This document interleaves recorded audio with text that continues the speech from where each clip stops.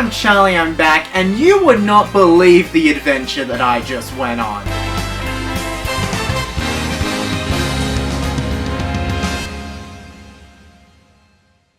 Look, we're not going to be talking about every obscure Mario game, so if you're looking for a few that I'm not going to mention throughout this video, here's a few quickfire interesting ones. There's Hotel Mario, Undaki 30 Same Game, Captain Rainbow, Fortune Street, Itadaki Street DS, Picross MP, Wrecking Crew 98, the Atari/ColecoVision/Intellivision games, Famicom Grand Prix, all the variations of NES Golf, Mario Bros. Returns, Yoshino Cookie Karapan Oven D Cookie, the Mario Artist series, and All Night Nippon Super Mario Bros. Oh wait, so we are talking about this one? You've heard of Mario, you've heard of Kirby, and you've heard of Donkey Kong, but there's one star-shaped platformer you've probably never heard of. Although, if you clicked on this video, you've probably heard of it. You're not smarter than me! Now, we've all played Super Mario Land, Super Mario Land 2, and Super Mario Land 3, right? Some of the most classic Game Boy games out there. But they've always had one massive problem. Can you notice it? I mean, it's right in your face. Surely you can notice it. There's no color. Oh, that is not what I thought you were gonna say. All Night Nippon Super Mario Bros. Is an altered version of Super Mario Bros. The Lost Levels, using levels from Super Mario Bros., Super Mario Bros. The Lost Levels, and Versus Super Mario Bros., along with replacing several of the enemies with actors from the classic Japanese late-night radio show known as All Night Nippon, and was one of the many things created between Nintendo and Fuji Television's long-lasting partnership with another. Nintendo joins Fuji TV commercial boycott amid sex scandal. Oh. Back in the 1980s, Sega had their own console known as the Sega Master System, which was named following a literal game of darts where they wrote a bunch of words on the whiteboard and threw a dart at the words, creating the name that they came up with. And if someone could figure out how to make a color version of Virtual Boy Wario Land, I'd like that, please, but I don't know how possible it is. Please.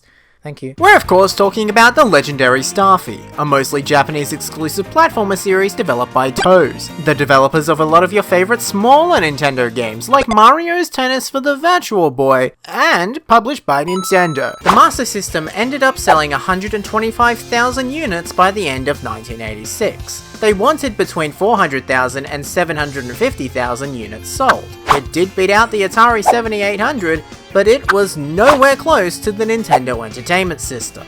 But the Master System just wasn't working, and they knew they needed someone to compete with that Mario fellow. Some sort of mascot. Maybe a game that had a large focus on the color blue? A 2D platformer just like Mario, starring a relatable guy in the starring spot? Well, Sega put that all together and they created Alex Kidd in Miracle World. It's just so much fun. If you played the 30th anniversary ROM hack of the original Super Mario Bros. That fixes all the problems from the original PC version of the game. The original PC version of the game, on the other hand? Oh, it's not good. Yes, the series is on Nintendo Switch Online, but it's in Japanese. Does it look like I can understand that? Well, Luigi, I talked about things for 11 days so far, but I haven't worked out what to talk about on the 12th day. But if it's anything like last year, it's not gonna end well, is it? This is a 2011 video uploaded by YouTuber Hismario123. That's a weird name, buddy. This video consists of a slideshow of random images of unofficial Angry Birds LEGO builds. Keep in mind that this was before Angry Birds Connects and the actual LEGO Angry Birds came out, even if they look completely different. The video currently sits with 4 million views, so there is a high chance you've probably seen this one. More than a decade later, and it's still one of the best videos of all time. I think? I'll just ask the man himself. Oh hey, don't mind me. Just checking to see if LEGO Angry Birds still has 4 million views. Don't worry, it does. So one day in 1995, one of Toes' producers, Yasuhiro Minamoto, asked Hitoshi Yamagami, one of Nintendo's producers, if they could develop some sort of floaty platformer. This idea had many different versions, such as a version that had a floating character being pushed through a maze, a version where you lifted balloons, but none of those ideas were working. That was until the two of them finally figured out that making a game that took place almost entirely in water and having a water-based character would be the best idea, and making the character a starfish is what they went with. My journey with Mario Kart DS started in 2010. By 2010, I'd gotten a Nintendo Wii and played Mario Kart Wii to death. I loved every second of it, I really did. I'd always wished to get a portable Mario Kart though, and luckily Nintendo had made one before Mario Kart Wii. I begged to get a DS for Christmas, and I specifically wanted a DS Lite because it had Game Boy Advance backwards compatibility. And if you looked hard enough, you could still find Game Boy Advance games for purchase at this point in time. Finally, Christmas Day arrived, and I got a DSi. Yeah, it's not what I wanted, but I got a bit of a compromise. With my DSi, I got a cart that had every single DS game on it, as well as a Game Boy Advance emulator and an SNES emulator. But the emulators aren't that important. I had access to Mario Kart DS and the rest of the DS library. But we're not here to talk about Super Mario USA. We're here to talk about the sequel to Super Mario USA, BS Super Mario USA. The hell did Super Mario USA do to you? No, it's BS Super Mario USA. Yeah, BS Super Mario USA. What the hell did it do to you? Oh, shut up, John. Time for a sleep. Hey gamers, it's me. I'm not sure what I'm doing here. Last time I saw, I was in a council meeting with the bomb.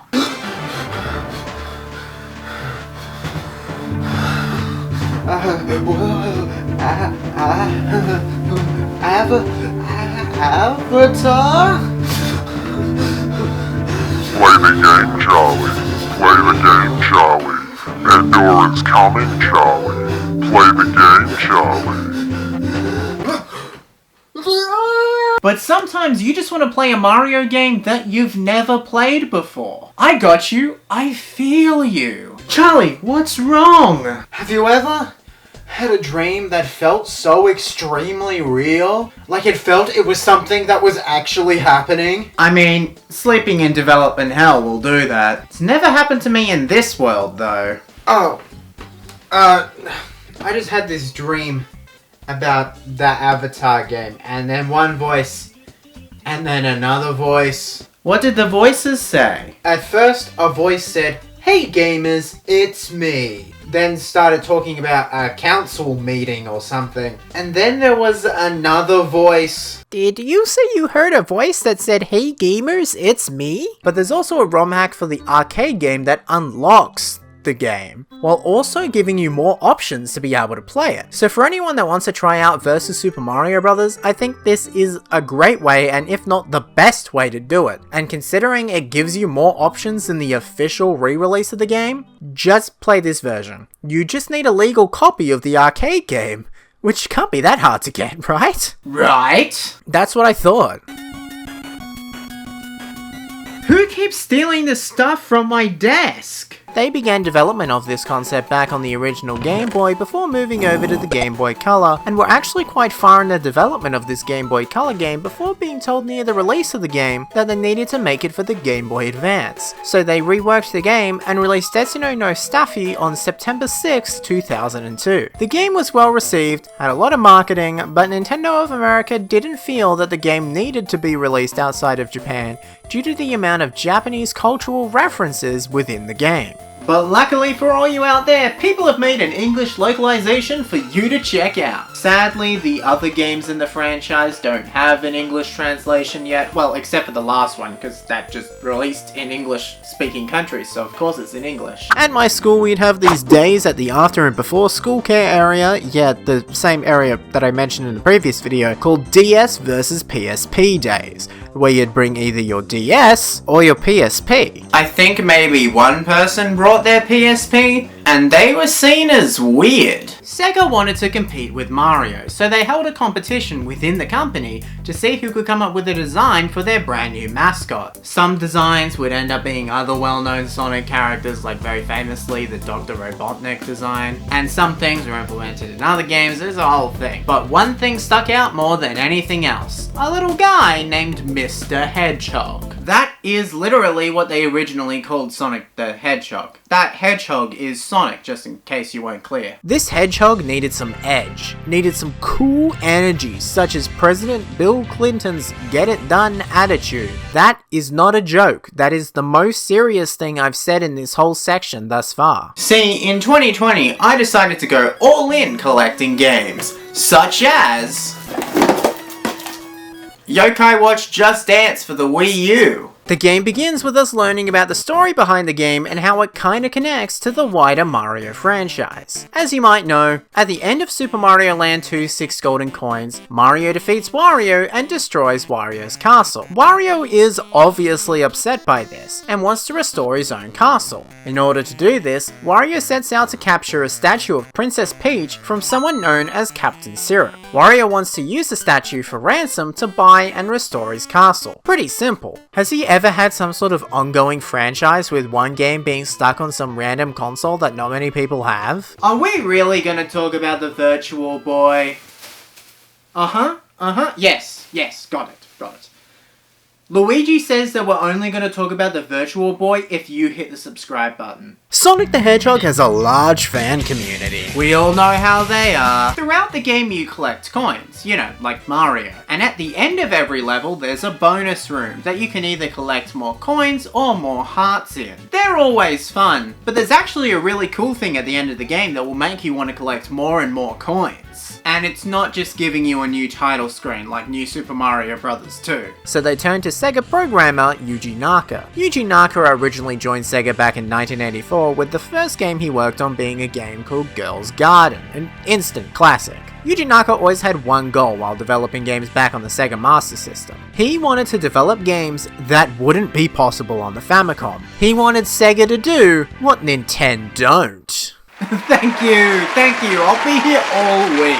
But what is it? What is the game I'm talking about? It's goddamn Mario's Tennis. We open the game with our hero, Starfy, living in a kingdom known as Puff Top. A massive kingdom that's in amongst the clouds that was extremely peaceful. Well, that was until Starfy was carrying some treasure in a jar into the ocean. But inside this jar, there was a being who used his magical powers to create a terrible storm. This storm led Starfy to falling straight into somewhere known as Lobber's Cave and into the ocean. It's a Nintendo 2D platformer. I don't know why you were expecting the story to be a bit dramatic, but it isn't. Now, another fun thing about Wario Land is that not everyone has the same experience playing the game. This is more so explored in the future 3D Mario games like Super Mario 64, where you don't have to play every single level in a specific order. You can play Bob on Battlefield, and then you can play that secret slide level, and then you can go back to Bob on Battlefield, and then you could do like,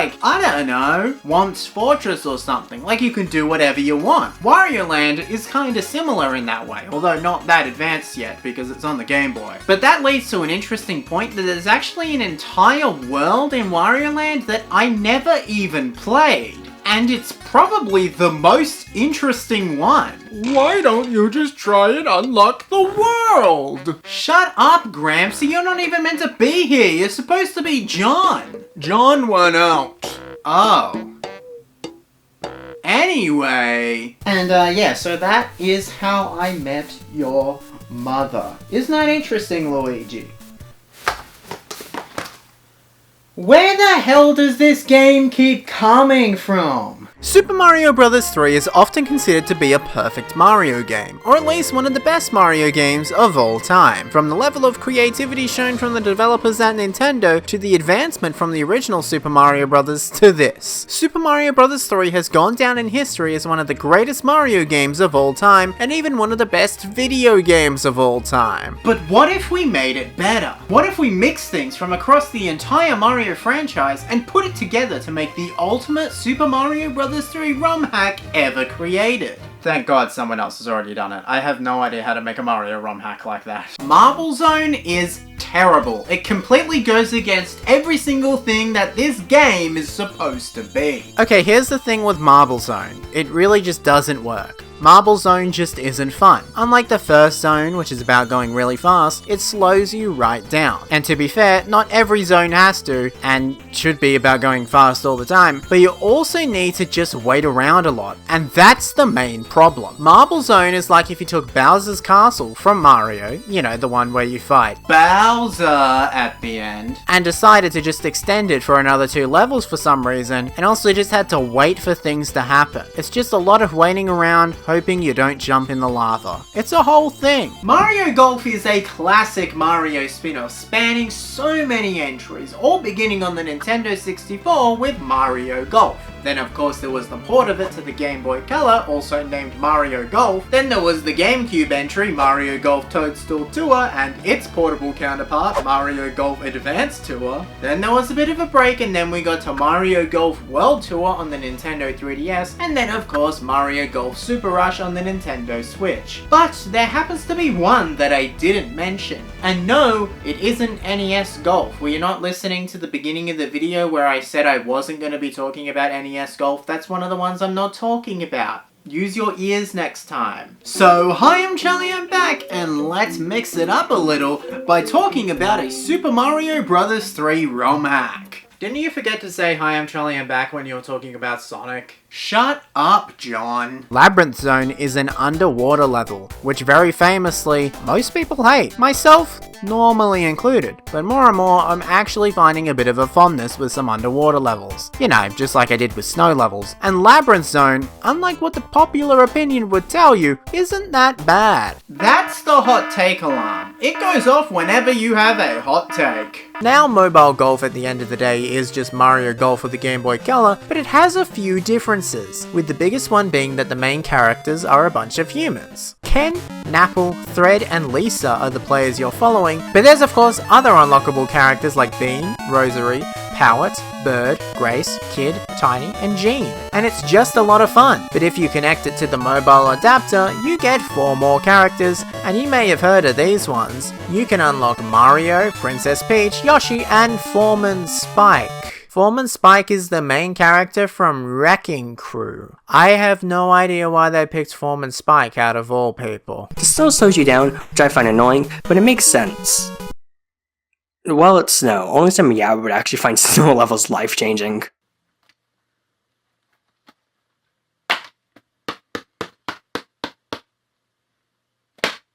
Why did I just get the weird feeling that someone on Earth hates snow levels? And he also tells us about one of his friends who's been chased off to somewhere around the coral reef. It's now our job to go and find him. We follow these blue fish that have appeared and continue through the level, entering different areas, defeating enemies, destroying some parts in the environment, all to find Herman's friend. This is where we see that puzzle concept that the developers originally came up with back when it was a Game Boy game. There are several parts in the game where you have to think about either how to get to a certain section or how to get yourself stuck out of a sticky situation.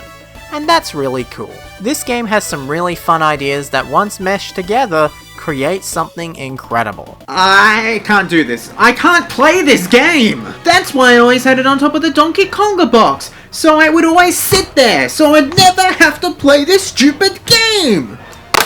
But I could play that. To start us off, I thought I'd go through some of the ones I played as a kid. Back when I was in my early years of schooling, there was a computer inside the after and before school care area. Now this wasn't like some of the other computers found in the computer lab. Those computers had games like Math Circus and the such on it. No, this one was actually filled with flash games. This computer was the best place to play games at school. I mean, there was a Wii where for some reason everyone wanted to play Mario Sports Mix, and I had to try and convince them to play Mario Kart Wii instead, and then they replaced it with a PlayStation 2, which made no sense because that is even older than the Wii, because at this point the Wii U was out. But whatever. The computer had unlimited possibilities. Sonic the Hedgehog actually came out on 8-bit consoles, but it's kind of just a completely different game. Basically, back when they were working on the main game for the Sega Mega Drive, Sega wanted a comparable version of the game for their portable console, the Game Gear. Sega wanted the Game Gear to be comparable to the Nintendo Game Boy, so Sega went to a side developer to make this version of Sonic, and at one point also decided to port this game to the Sega Master System, which is a much better way to play this game. For some reason, Sega keeps keeps re-releasing the Game Gear version though, instead of the Master System version. But eventually, in 2021, I found a copy of Mario Kart DS and spent the money I'd made working at the world's most disgusting fast food restaurant in order to purchase it. One of the games I loved on this computer was a game called Cube Field,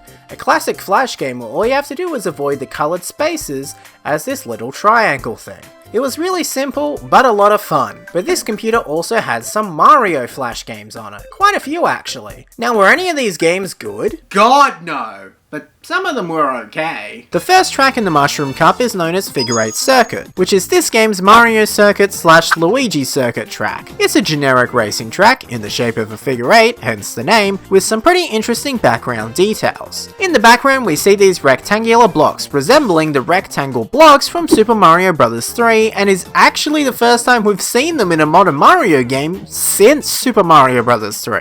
Unless you include All-Stars and Super Mario Advance 4, of course. This seems like such a minor thing to mention, but seeing things from older Mario games was such a unique concept at the time. There's also massive bleachers full of 2D PNGs of people watching you drive around. I mean, none of the graphics are going to be that detailed, this is the DS, but it just adds to the environment that this track has. Super Mario Flash. This one and its sequels are such classics. They take the SNES Mario games, specifically the first two, Super Mario All-Stars, Super Mario Bros. And Super Mario World, and just remix the entire thing. Now, is it as good as a regular Mario game? No. Something else quite unique about Sherbet Land is it actually has an enemy that doesn't appear in any other level in the entire game, and it's also appeared in other Mario media, but never again in a game. This is of course the Buckethead. The Buckethead enemy only appears in Sherbet Land and is just this little snowman looking guy and sends projectiles toward you. How fun! Buckethead only appears in other forms of Mario media that aren't video games. Specifically a lot of the Japanese manga, and we'll go deeper into that a bit later, but just so you know, he appears in a Japanese story and manga activity book called Mario no Bokkenland. He also appears in the Super Mario manga named Super Mario Manga, that's the name, by Kodansha, and he also appears in Super Mario Kun, the long-running Mario manga that's still going to this day. The Buckethead is a forgotten Mario character, but I would like to see it return one day. It's just a fun-looking guy. The new Super Mario Bros. Games were the 2D Mario games, as this was made in 2014, literally before Super Mario 3D World. So a lot of the elements from that era of Mario are within this ROM hack. You're not going to find any Wonder Flowers or New Donk City stuff or anything like that. But that doesn't make it bad. No. That makes this ROM hack amazing. This ROM hack feels like it's what Sonic Mania was going for, revisiting old locations while introducing new elements in a classic style, in this case being Super Mario Bros. 3. And this was before Sonic Mania. But now, Scrap Brain Zone Act 3. Yikes. So Scrap Brain Act 2 ends with a little section where you meet up again with Dr. Robotnik and you're sent flying down a hole into Labyrinth Zone, but grey. Look, I know what I said about Labyrinth Zone, but I don't think making a fourth Labyrinth Zone is really the best idea. It's just not the best move. It's actually the complete opposite of the best move. Some of the first Mario games I played were... I was very disappointed when I found out that Mario is Missing isn't a 2D platformer all about saving Mario playing as Luigi, where you go on fun little adventures like any other Mario game, and instead tries to teach me about the world. And then the same thing happened with Mario's Time Machine. That seemed like such a cool concept, but they wanted to teach me about the world again. Hi, I'm Charlie, I'm back, and I've been asked to talk about Lego Angry Birds. This is my legacy. So, Lego Angry Birds. Funny little slideshow I made when I was 6. Don't tell YouTube that, because you're not supposed to have a YouTube channel at that age. The idea behind the original video, besides from the fact that I wanted to show off these Lego Angry Birds that I found on Google Images, was that it was meant to look like you're playing like the mobile game Angry Birds, but in Lego form. That's why it starts with like the title screen and then the level select and all that. That was the idea behind it. And then it got 4 million views, and I posted it within my first month on YouTube. Granted, it didn't get 4 million views straight away. By the end of 2011, it had maybe like 200,000 or something. If the YouTube analytics are correct. But eventually, it just kept going, and I have not had a video get even close to that ever since. But there's a little more to the story. See, around the time it hit like 2.34 million views or whatever, I made LEGO Angry Birds Updated. And that did okay. I mean, it didn't get even 100,000, but it was still within the tens of thousands or something like that. We meet back up with Herman, who thanks us for rescuing Mo, but tells us about another issue. A kettle and a tusk shell have clogged a waterway. Yes, the same kettle and tusk shell we originally found for Herman back in the first level. That actually brings up two things that this game does really well. Firstly, the humor in this game is fantastic. I know I'm playing a ROM hack of the original game that mostly probably cuts out a lot of the Japanese cultural references, but seeing how well this game works without them, I don't see why Nintendo of America thought it really wouldn't work outside of Japan. But this interaction with Herman also brings up how well this game handles each level having multiple things to do. The game actually feels like Super Mario 64 or Super Mario Odyssey, where a level has multiple things to do in it that bring you to an end goal. Like if you were to follow what the story was telling you to do in the Metro Kingdom in Super Mario Odyssey, you end up doing the big night show after solving multiple problems for Pauline. That's what this game does. It just happens to have come out 15 years before Super Mario Odyssey. Pretty simple story, isn't it? I mean, there's no context whatsoever as to what's actually going on. But to be fair,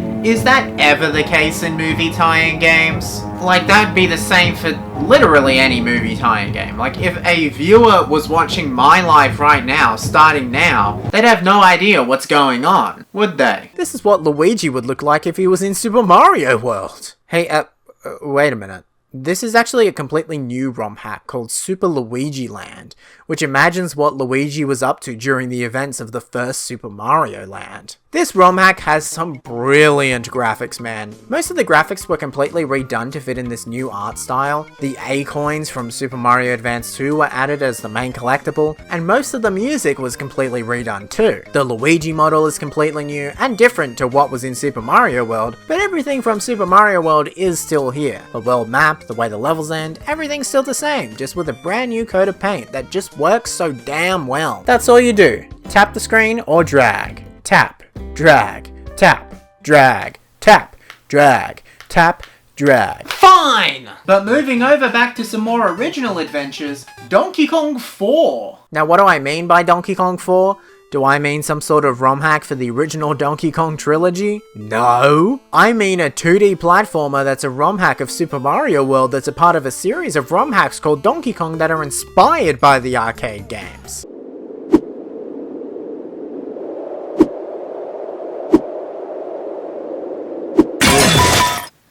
Oh my god, what's that doing there? I'm Gramsci. Where am I? Luigi! Now here's a fun fact for you. I actually made a ROM hack of Super Mario Bros. One time. It was basically Small Mario was Pac-Man and Big Mario was Mario but yellow. And it was called Pac-Man and Mario's Adventure, and it was meant to be like whenever you get a mushroom you swap between which character you play as. I bet you couldn't recreate that, right? I'm Chilek, by the way. Okay Chilek. I'm Charlie. The Master System version is actually the version of the game that I first played, and I got it on the Wii Virtual Console. I only got it though because I think I was supposed to get the main version of the game. Oh well. From the fan art to the fan animations to the fan games, the Sonic fanbase is quite a loud fanbase, but a fanbase that loves the content that's made. But sometimes there isn't enough Sonic in the world, so they have to make ROM hacks. From ROM hacks that add Knuckles to Sonic 1, to ones that fix Sonic 3D Blast. The ROM hacks for the classic Sonic games are some of the most fun ways to experience the original Sonic games. games. This game follows a similar approach to Super Mario World in having a world map that connects each stage together as if it's all meant to be a part of this one big world, which other 2D platformers at the time didn't really show. If you look at Super Mario Bros. 3, another game that has a world map, it shows each stage on each world, but each world is seemingly its own thing that takes place in completely different parts of the world, whereas this game shows the connection between Green Hill Zone and Bridge Zone. However,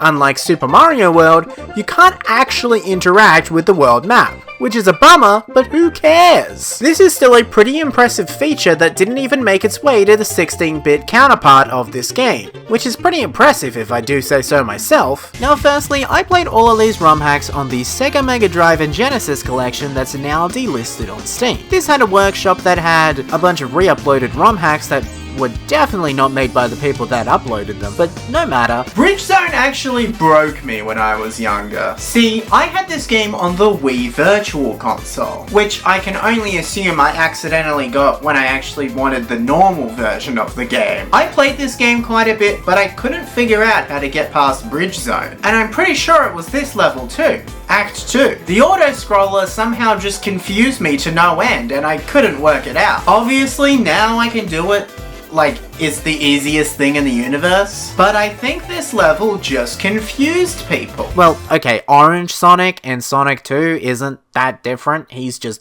orange this time round. That's about as much as I can say about Orange Sonic. And finally, for the end of the Mushroom Cup, we have a track titled Luigi's Mansion. I wonder what this track is based on. Super Mario RPG? No, John, think about it for a second.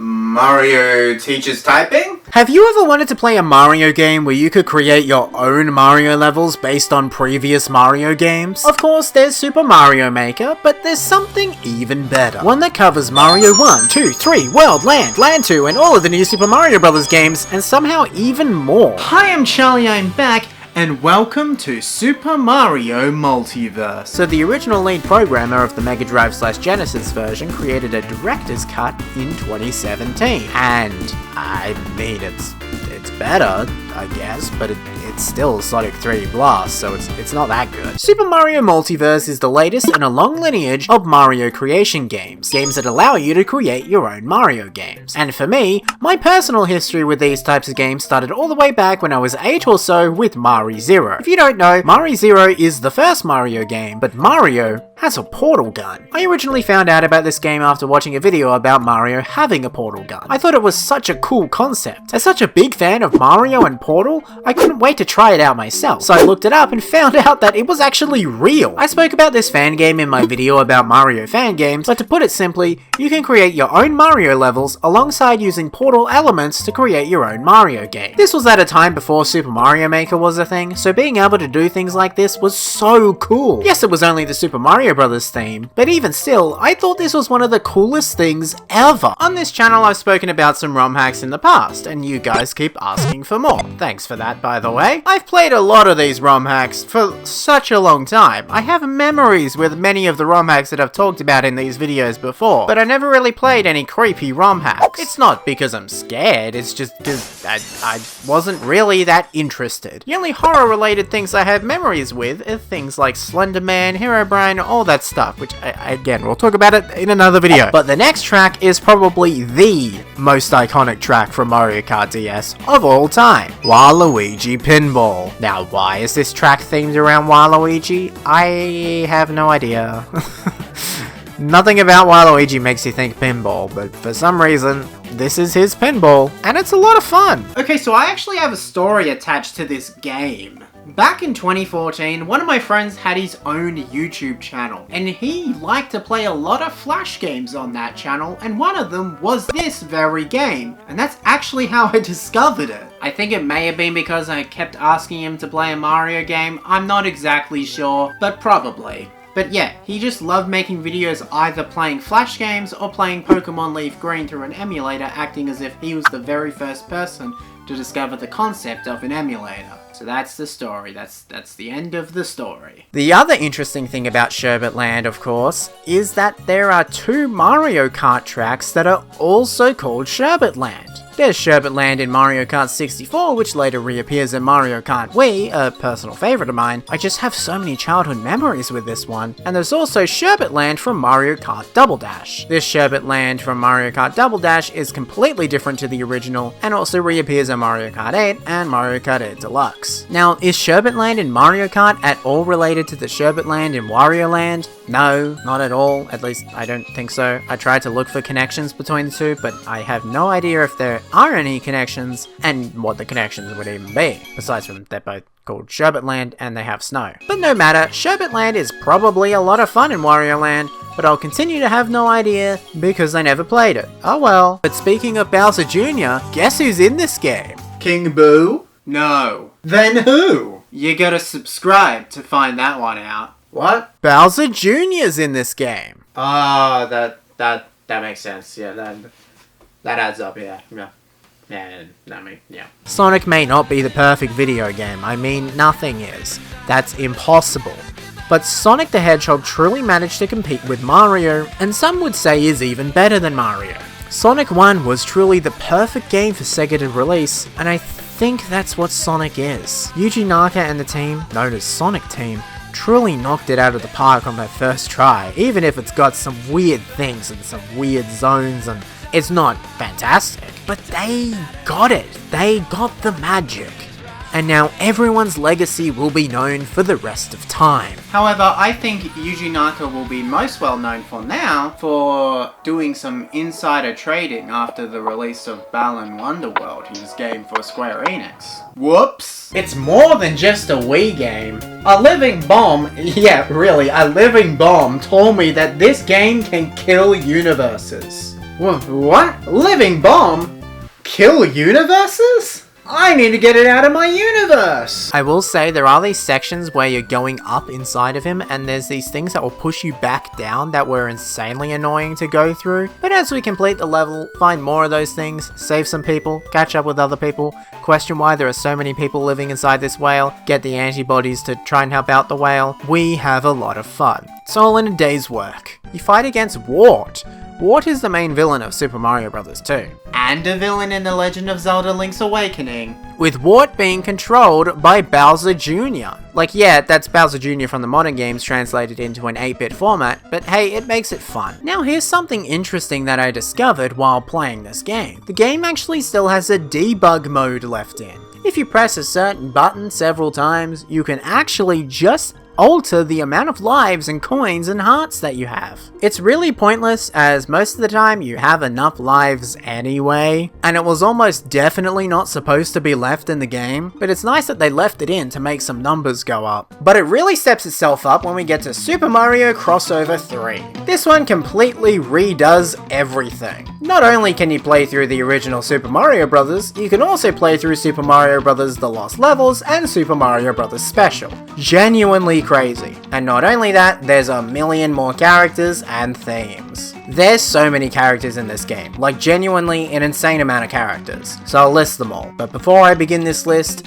just know that some of these characters are just costumes for the other characters. The characters available to play are Mario, Toad, Demon Prince Luigi, Peach, Link, Dark Link, Zelda, Ralph, Old Man, Hero, Heroine, Christine, Edric, Rojo, Loto, Cecil, Bartz, Benjamin, Samus, Zerosuit Samus, Dark Samus, Pit, Dark Pit, Simon Belmont, Trevor Belmont, Richter Belmont, Christopher Belmont, Solivu, Sonia Belmont, Whip Skeleton, Alex, Canu, Mega Man, Rock, Quint, Proto Man, Breakman, Roll, Dr. Light, Cutman, Fireman, Iceman, Francesca, Doropi, Rocco-chan, Bass, Dr. Wily, Mr. X, Dr. Cossack, Quickman, Gemini Man, Skullman, Bill Riser, Lance Bean, RD008, RC011, Ryu Clone, Havity, KD, Shadow, Haggleman, Sophia the Third, Sophia J7, and Tetramino. The first track we have is DK Pass, a snow level themed around Donkey Kong. Mario Mario Kart Wii has a similar track to this one, and I must say I really enjoy both of these tracks. DK Pass is a lot of fun, but it's honestly forgettable compared to the Wii Donkey Kong Snow level. Well, until DK Pass Return to Mario Kart World, of course. So when I played Mario Kart World and I played this track, I could have sworn that this track was the Wii track, and that Mario Kart World had just made the remake completely differently, practically being a different track with just the same name. But no, it's actually a remake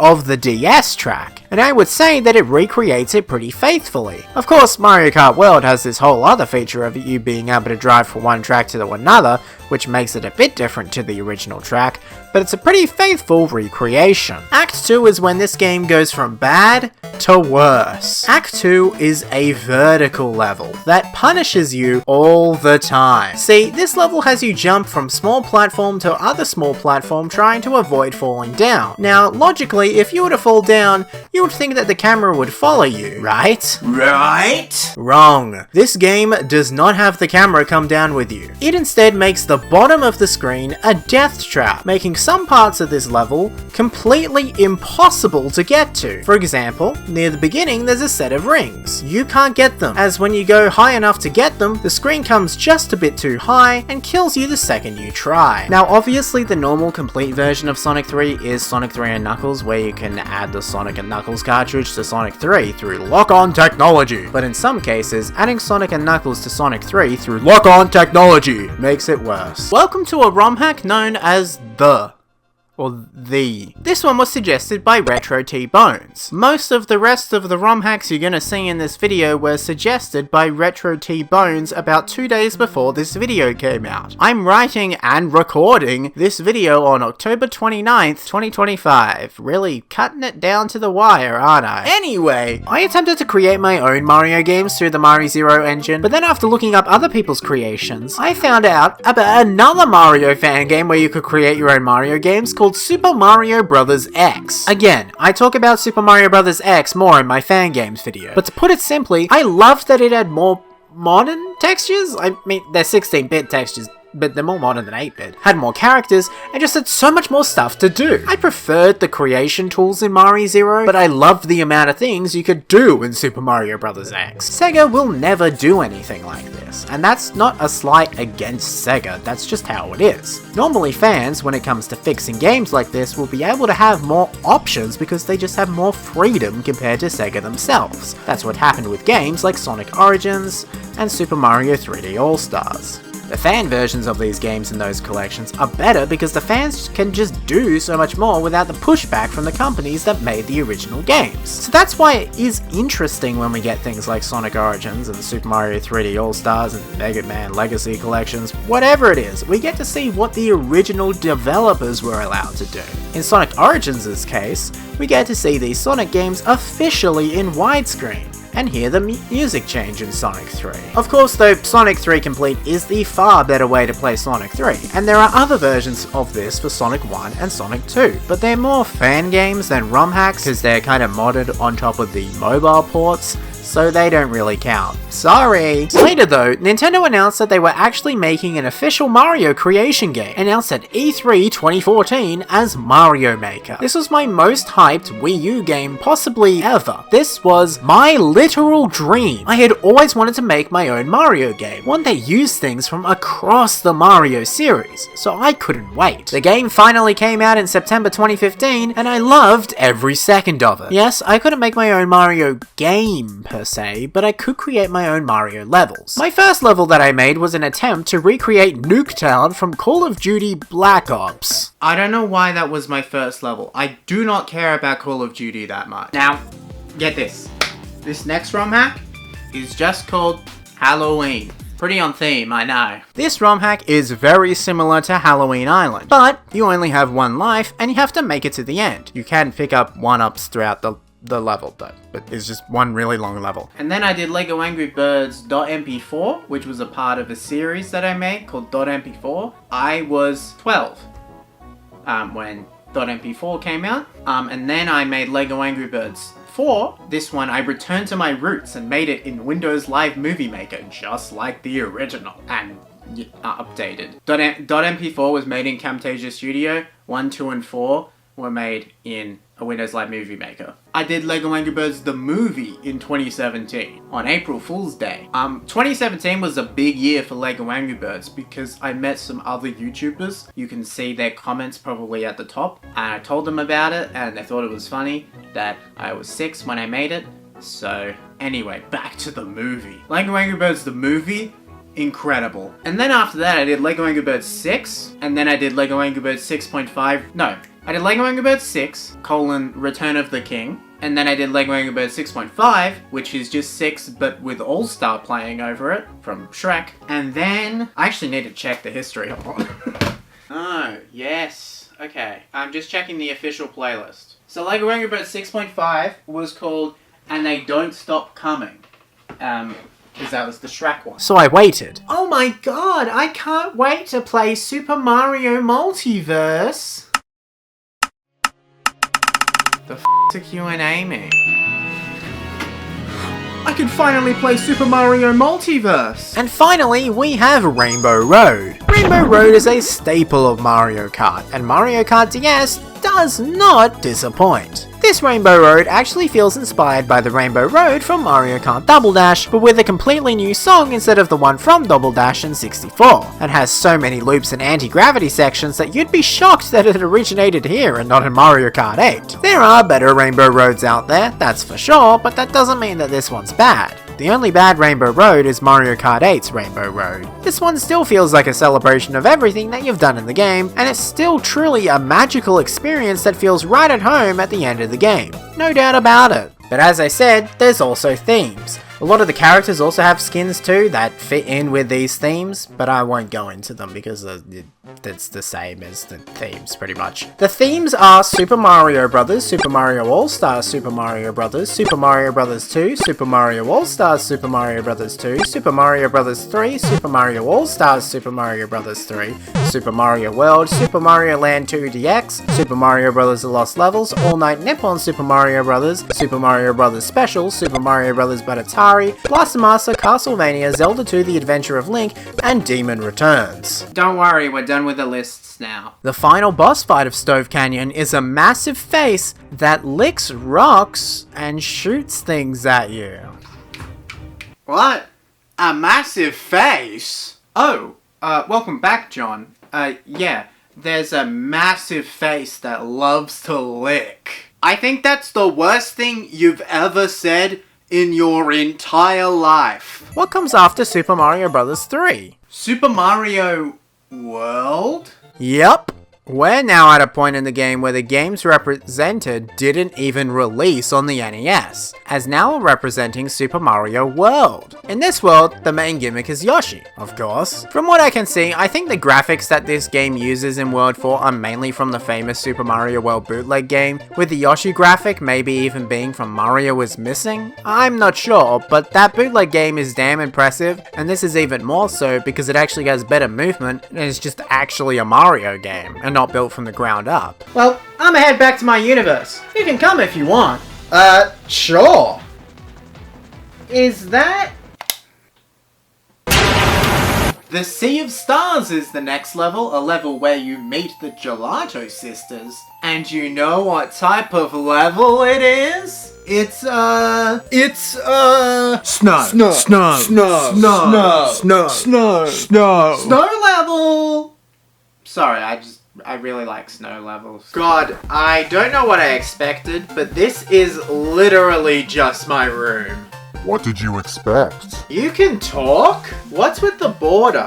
Whenever I talk about Player's Choice games for the PlayStation 2, you know, the ones with the grey boxes, it appears. You know you can get rid of it by just doing this. This game has been a lot of fun. Wait a minute.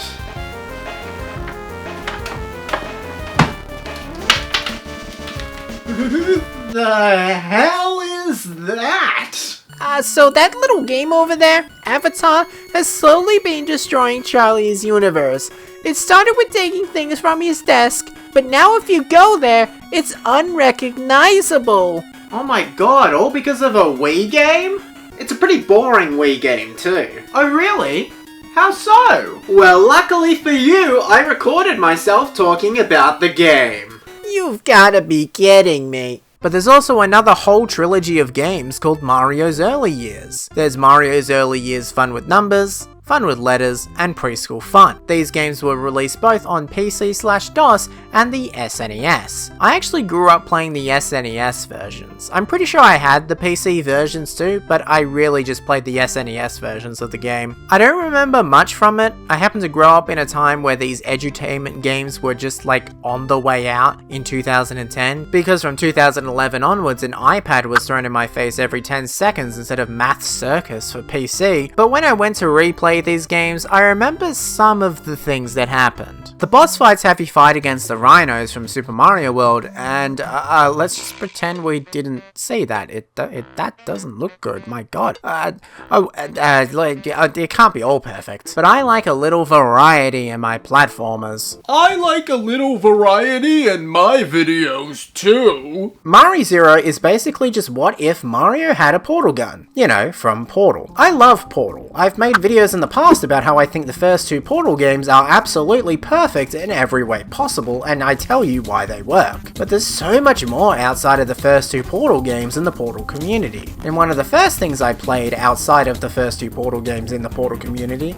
was Mario Zero. Mario Zero comes with the first Super Mario Bros., but with a portal gun, and then there's this other map pack where you can play through Portal test chambers, but in a 2D format. These are alright, it mixes elements from Portal 1 and Portal 2, but I wouldn't say it's that great. So, is Mario Kart DS perfect? No, of course. Why would it be? How could it be perfect? That's physically impossible. How could a game be perfect? No game is perfect. Can you name a game that's perfect? I can't name a game that's perfect. You guys just keep clicking on these videos that are is blank perfect, so I guess I gotta keep asking the question. Act 3 is a pretty easy fight, just hitting Robotnik and avoiding his big black balls. Not that hard. Sonic 1 The Next Level is a slightly slower based Sonic game, taking place in this space area with low gravity, and it's more about puzzles and less so about speed. It feels more like a Sonic CD-like game. It's a short ROM hack, sure. It's literally the next level after Sonic 1, to the point where the original version of the ROM hack was just going to have the entirety of Sonic 1 with an extra level at the end. That would have been a bit stupid though, so I see why it was changed. It's just a crazy ROM hack, I'm not gonna lie. It's one that's really hard to describe, but it's one you just need to experience. So instead of describing the ROM hack, here's a fun little story about the ROM hack. In 2020, Netflix released a documentary called High Score, which covered the history of video games. Something I'll eventually make a video on. Anyway, in the fourth episode, which covered Nintendo and Sega's rivalry in the 90s, during one point, they show footage of Sonic 1 The Next Level. Why? Nobody really knows. Some people think that maybe they thought it was footage of Sonic 1, but you would have thought that the people working on this documentary would know that it's not Sonic 1. So let's go over some of these other amazing themes in Super Mario Multiverse, starting with... why? Mario Kart DS both revolutionized the Mario Kart series, while also being able to look back at the past and respect what came before. What other Mario Kart game could do that? Pretty much every single other Mario Kart game after this. Act 3 is where you get soft-locked. Well, in the PC remake anyway. It didn't really happen to me in the original version, but whatever. So there's a counter to get to Robotnik, which would be fine. However, if you look at the doors, there's a little graphic on each door to tell you which way you can go through the door. However, sometimes you can't get back into the main area, keeping you trapped in a small room. This doesn't just happen once. It happens on multiple occasions throughout this level. I got soft-locked 3 times on my playthrough. You just have to wait for the counter to go back down. I don't know what happened here, but it just doesn't work. There's not even a boss fight at the end. The whole level is just getting trapped in a room waiting for a timer to go down. But this is such an interesting way to play through Sonic 1. My only genuine problem with this one, genuinely, the only one, is that Sonic is way too fast. Kinda crazy that the problem with Sonic is that he's too fast, but it's a genuine concern, as if Sonic goes too fast, the screen doesn't catch up, which you would think would be fine, and it mostly is. But there's some sections where he goes out of frame completely, and you die because the screen thinks you're out of bounds. I died because I went too fast in a Sonic game. This isn't a problem in any other Sonic game, or at least not anything that I've encountered before. I know it can happen, but you would have to be going extremely fast for it to happen, and that's not something I normally do. So I think it's the ROM hack, and it's kind of funny to die because you're doing too well. There is so much room to do whatever you want. Just spitballing some ideas here. We should have a theme based on Hell's Kitchen the game for the Nintendo Wii. Ooh, I like that idea. I thought you would. Then I did Lego Angry Birds 7 just because I thought it was funny. And then I did Lego Angry Birds 8, which was actually an alternate cut of the first Lego Angry Birds that I made when I was 6, and I just unprivated it and titled it Lego Angry Birds 8. And then for Lego Angry Birds 9, I did Lego Angry Birds the Movie 2. That's right, we did a sequel. And then my camera died. And then I did Lego Angry Birds... Sorry, what did we get to? We got to Lego Angry Birds the Movie 2, then afterwards I did Lego Angry Birds 9.5 because I was watching this other YouTuber and they mentioned Lego Angry Birds and I thought, oh, that's what I did. So I made Lego Angry Birds 9.5. It's also edited like a David Dobrik vlog thing. Is weird. And then I did Lego Angry Birds X on the 10-year anniversary, and it's fine. Everything from .mp4 onwards was a joke. Lego Angry Birds 2 was made for views though. There you go. A while ago, I actually attempted to make a map pack for this version of the game called Super Mario Story. An idea I've had in my head since I was about 5. Okay, well, it's not the same idea. The idea I had in my head was for Nintendo to make a game called Super Mario Story where it's a collection of every single Mario game that's ever been made, yes, that includes Mario's Bombs Away on the Game & Watch, and put it basically in story order, having you play through all the games as if they're one giant story. I think I've always really liked combining things. One day I'll finish my video where I tell you the complete history of media. It's just gonna be maybe 48 hours long and come out about 10 years from now. But one day... There were 3 versions of the game. The first one being Wario's Woods Burst of Laughter version, otherwise known as Wario no Mori Bakusho version, which added several Japanese celebrities to the game, similar to what Nintendo did with All Night Nippon Super Mario Bros., which was a collaboration with Fuji Television, a partnership between Nintendo and Fuji Television that will never ever end. For some unknown reason, a lot of the music that you can use is music from like Super Mario 64 and Super Mario RPG. This game is actually where I first heard a lot of the music from Super Mario RPG, such as the famous Beware of the Forest Mushrooms. You know the song. The game follows you playing as Rauk, a Na'vi warrior from the Anurai clan. You play through levels, beating up enemies and going on a quest before the events of the first movie. The game isn't really that fun though. It's a bit boring. But hey, at least it's not another Birds of Prey show. What the hell is he talking about? It's an ongoing bit. Like your Bowser thing. Oh, right. But these small fish can attack you, so you defeat them. But then you can't attack the bigger fish if they're not all lit up. See the cycle here? When I finally played James Cameron's Avatar the game for Nintendo Wii, I got a bit scared, so I learned how to put on the Wii Motion Plus. But you want even more explicit teaching games starring Mario? Well, do I have the games for you? I'm going to fly for you. Oh god. Not only is there a Wii Motion Plus mode, which you don't even have to use, there's the nunchuck and the balance board. The balance board works if you want to fly a Banshee. But don't worry, I'm not scared now. I'm just a bit foolish. Chalek, buddy, why do you sound so animated? It's because he's unknowingly copying a popular person's way of speech, which, to be fair, you used to do, but I think you've actually grown out of it. But after Donkey Kong 2, we got 3, and after 3, we had Hudson Soft return to the PC to make a PC version of Donkey Kong 3 that they say is a sequel to the original Donkey Kong 3, with a title that I am not even gonna bother to pronounce, but it's on screen and you can read it yourself. The game opens with narration, telling us that the planet of Pandora had 20,000 years of peace, balance, and harmony, which all came to an end. The world began to change. The humans begin to appear in Pandora,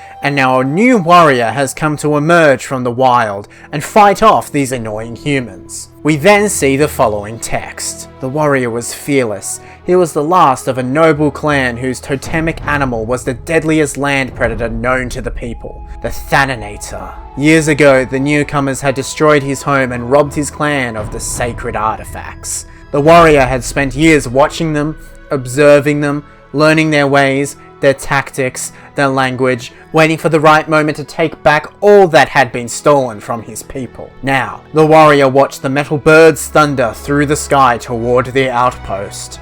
He knew that they were carrying his clan's artifacts, and he knew he would have to move fast to reclaim them, or else he would lose them forever. And so the warrior...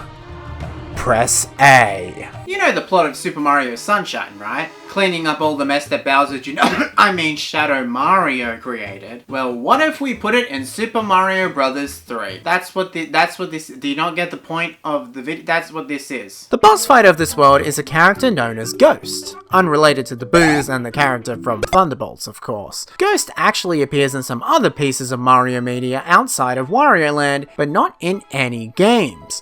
No, he is another one that appeared in the Mario mangas. One manga that he appears in that I actually couldn't find that much information about was the manga just known as Super Mario. Super Mario was by Kodansha, with each volume tying into the latest Mario game. It began with Super Mario Bros. 3 and went all the way to Yoshi's Story, which they labeled as Super Mario 64 Yoshi's Story for some reason. Don't question it. Mario Kart 64 is known as Super Mario 64 5 Mario Kart 64 because it's the fifth part of the Super Mario 64 storyline. And the person you fight, it's Petey Piranha! I loved Super Mario Bros. X when I was younger, to the point where I once again decided to make my own game, or whatever you want to call it, with me naming it Super Mario Bros. 4. Yes, I know in Japan that Super Mario World is Super Mario Bros. 4, okay? I know that now, but do you really think I knew that when I was, 8? I'm not joking, I was 8. Why would I have known all this very specific... I probably did know it. You can see videos from when I was 8 on this channel. I probably knew that. It's just running across some trees with the frame rate constantly changing.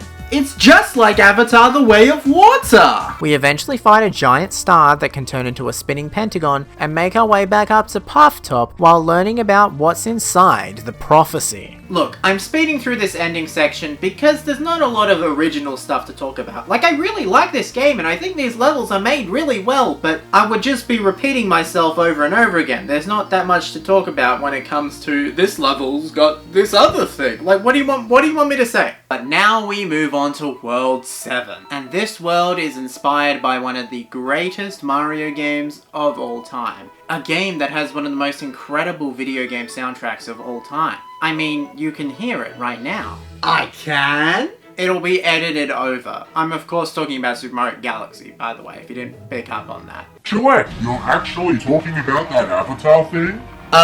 Why not? I've got nothing else to talk about. That's Hismario. I never liked him. What? The other manga that Ghost appears in is Super Mario Kun, specifically Volume 12, which is the third part of the Wario Land arc and the second part of the Warriors Woods arc. Super Mario Kun is actually still running and it's up to Volume 61, but it's only released in Japan and a few other non-English speaking countries. The story follows Mario, Yoshi, and Wario going through the events of Wario Land, fighting Ghost in Stage 6. Also, a Mecha Donkey Kong shows up. Don't ask, it doesn't make sense to me either. Cat Mario. Goddamn Cat Mario. You've seen this one before. It's the one that all the YouTubers would play in like 2014 and be like, no, I can't do it. How do I play this game? You know, like that. So join me next time when we discuss the other high-selling Mario Kart game on one of the highest-selling video game consoles of all time. Are we really still doing this phone call thing? We're in Season 3 at this point. This joke's a bit old by now. Hello? You forgot about Mario Kart Arcade GP. I mean, I didn't forget about Mario Kart Arcade GP. I just didn't think it was worth making an entire video about because it's Mario Kart Arcade GP. What the hell am I meant to talk about? It's my favorite Mario Kart game. You need to play it. You need to. Otherwise, I'll send out the goons. The goons? Whatever. Fine. Yeah, whatever. Join me next time when I'll talk about Mario Kart Arcade GP. I got hacked by people from Turkey that pretended to be Mac tonight. I met a bootleg version of myself. I met a living bomb. It's just so weird. I'm gonna be honest, I haven't really been having the best time with this type of stuff. Give me a second. Pac-Land. This game is awful. Don't worry, I'll talk about it eventually. This game is bad though. Unless you're looking for a bad platformer, don't play this. This one's bad. I'm gonna be honest, I couldn't tell. They look the same. I don't know what you expect from me, but But what if Mario in Sonic? What? What if Mario in Sonic? The hell are you talking about? You know Mario, right? Yes, I know about the video game character Mario. What if in Sonic? So, after saying all of that, how does it compare to the other Mario creation games? Specifically, will this become my new go-to Mario creation game? Short answer, yes. Long answer, My god, yes? Alright, so from what I know, there's something inside that pocket universe inside James Cameron's Avatar the game for Nintendo Wii that's destroying your universe, just like it destroyed mine. Something, or someone, in there is the entire reason why we're all linked together. If we can just get in there, stop whatever caused this problem, and escape and bring everything back, we should be good. You guys in? I'm in. I'm also in. Let's freaking go! And now we're at the final world. World 8. This world isn't inspired by any specific Mario game, instead it's a gauntlet of every single thing you've learned, with every single theme, all leading up to the final Bowser fight. That's right, it's levels from Super Mario Bros., Super Mario Bros. 2, Super Mario Bros. 3, Super Mario World, Super Mario Land, Super Mario Land 2 6 Golden Coins, Super Mario Sunshine, and Super Mario Galaxy. Can I do it? Let's figure it out. Let's beat World 8. Oh. Hell's Kitchen? Where did this come from?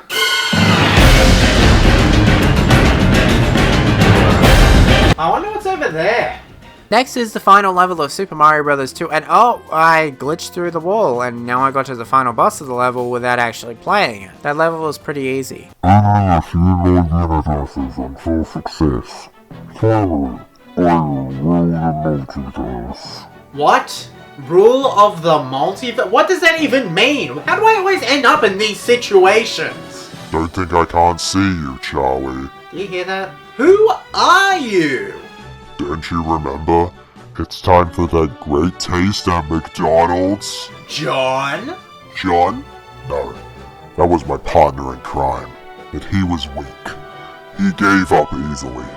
But there's no time for that now. You're not allowed to escape your universe.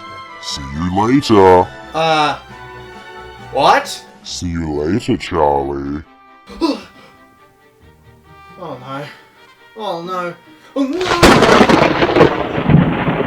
Okay, if you're actually curious about what happens in the manga version, I'll quickly go through what happens after the Donkey Kong fight leading up to the Captain Syrup Genie fight. Mario plays a slot machine and gets a 3-up, which allows there to be 3 other Marios there to help him fight the Mecha Donkey Kong. But after defeating it, he finds out that Wario was controlling it, but only because he was forced to by Ghost. Wario steals a crystal ball that Mario has, and Ghost destroys the Donkey Kong robot. Mario and Yoshi finally meet up with Wario and get annoyed with him, but are stopped by a Pouncer on the train. Mario destroys the Pouncer, getting the second crystal ball, and Wario realizes that he's safer with Mario by his side. Wario joins the group back and the 3 of them search for the 3rd crystal ball. While going through somewhere, they actually meet up with Luigi, who was only out there because of the request from the fans. Just like this, Luigi. I can't let them down. My entire universe is seconds away from being destroyed. That robo thing, I can't let it happen. Is that? The universe is breaking at your feet, handsome boy. It's the end of the line. It's never the end of the line. Lucky you don't know what will kill me. Well, lucky I do. Or at least have an idea of what will work.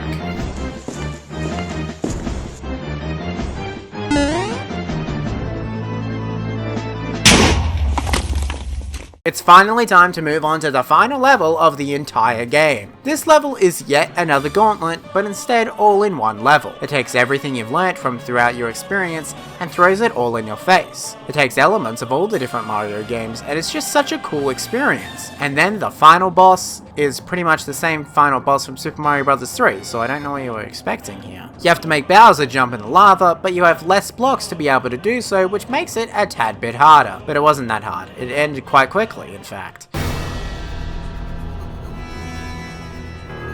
Oh god, what did I do? You're destroying the universe. Haha, you did it yourself, Bomb Boy. I didn't even have to do anything. No, it can't be. What did you do, Bomb? What did you do? He destroyed the universe before even I could. I'm so sorry, Rick. Can I call you that? Who cares? You destroyed everything. We're all gonna die in seconds. I can fix this. I know I can do it. I can fix this. I can't let James Cameron's Avatar the game destroy everything. I can't let it happen. I'll fix it, Ricky. I'll fix it all. I promise. I'll bring us into a working universe. Are you sure? I'm gonna do it. For you. For all of us. For all of us.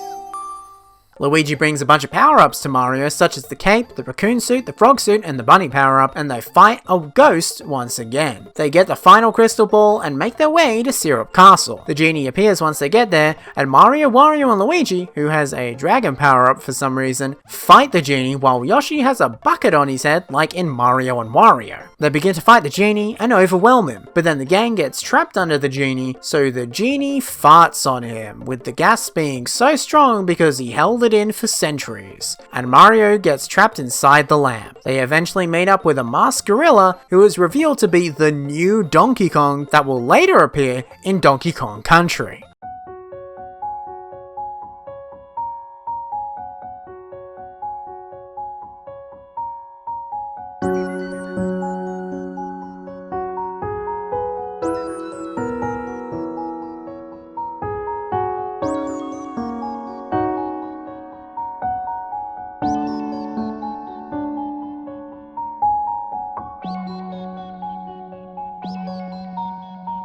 What the hell am I even doing here?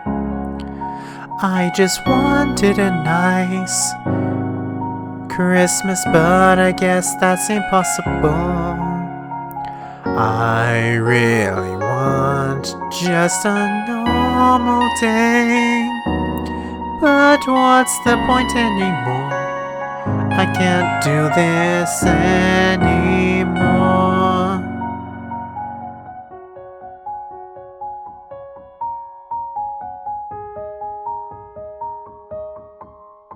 What the hell am I even doing here? I hate this thing. Where the hell am I now? I won't be saved. I'm stuck here forever. No one's gonna save me now. Not even Luigi. The plumber, not the not guilty killer. Here's a trade offer, Mario Multiverse devs. I'll post one video a month playing Mario Multiverse on the Hismario Gold channel, which that channel only has about 4 videos a month, so that would mean one of them is playing your game. And, bonus, I'll make an entire video on this channel covering Mario Multiverse. You got yourself a deal? Woo! Yeah! Good Good deal! What do you think, Luigi? Sounds about right. Charlie, we're coming to save you. Who said that? It's motherfucker Luigi. What if Kirby in Sonic 2? Now that's a good idea. Guys, use me to kill the penciler. Don't worry, I can't die. Once I blow up, I just reform. You can do it. This'll help. Is that Super Mario Bros. And Tetris and Nintendo World Cup? Yep. I hate Nintendo World Cup, but I love the other two. It's my prized possession. Your prized possession? You don't have a game that you love but you hate? Hell yeah, I do. Alright, now shoot me with your gun and run. Here we go. Nice knowing you, Charlies. Run!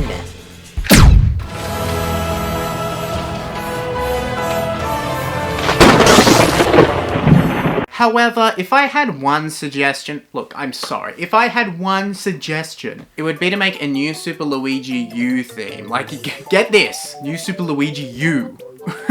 Like, hold on.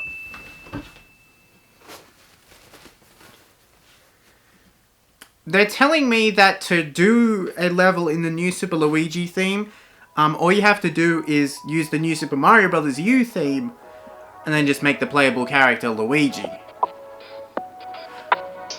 They did it! Charlie, you were a big help today, but you must not attempt to leave your universe ever again. We have everything under control now. As the chosen one of the Prime Universe, you can't die.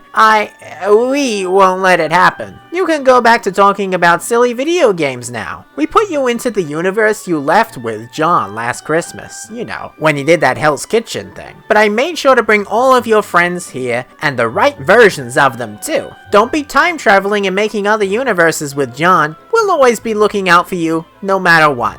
But this is goodbye. From the Big Bomb Guy.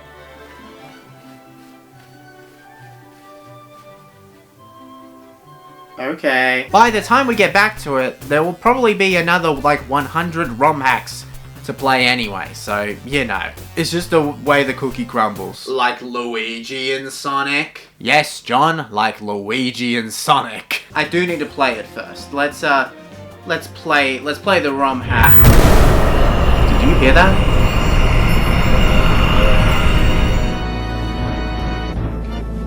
Hello, Charlie. Charlie.exe over here, am I right? Shut up.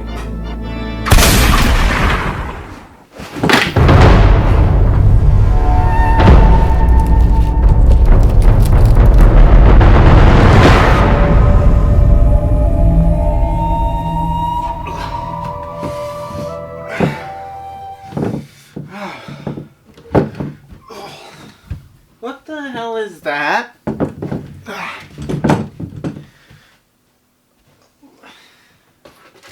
Let's check out what's in this box that's been randomly put here. This is really weird. Okay, the box is already open.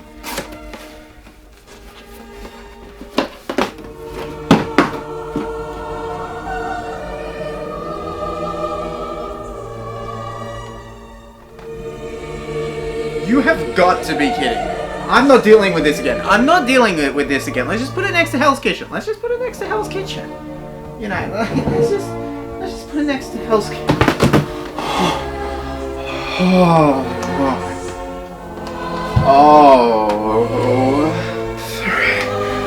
three.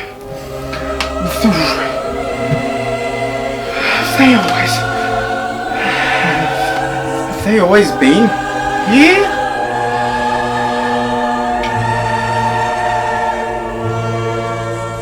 Supposed to know I have this. Ooh. You've heard of Mario. You've heard of Kirby, and you've heard of Donkey Kong, but there's one star-shaped platformer you've probably never heard of. Although, if you clicked on this video, you've probably heard of it. You're not smarter than me!